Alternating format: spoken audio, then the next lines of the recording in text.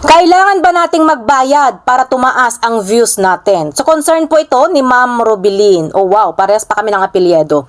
Hindi mo po kailangan magbayad para tumaas ang organic views mo dito sa Facebook. May mga paid option naman guys, na kagaya doon sa BoostBoost, yung Boost Reel, pero hiwalay yun sa organic distribution.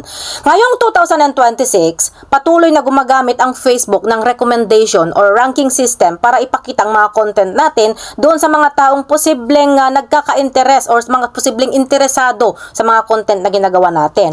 At sinasabi rin guys ng Meta na nagkaroon ng 7% increase sa organic feed at sa views ng mga video mula sa ranking improvements nila noong 2025. Kaya mas binibigyan ng pansin ngayon ng Meta ang mga creators na gumagawa ng mga original content, deeper engagement, longer watch time at qualified views. Kaya kung mababa ang views mo, huwag mo kaagad isipin na kailangan mong magbayad para mapansin din ang content mo. So ito guys yung 6 na paraan para tumaas yung views natin. Ang una, malakas na hook sa unang 3 segundo. Pangalawa, original content at may sariling value ang content.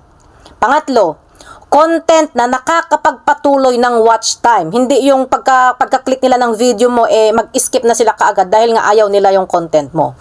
Pang-apat, organic engagement at organic conversation.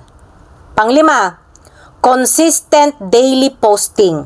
At ang pang-6, iwasan ang mga spammy at ang mga fake engagement.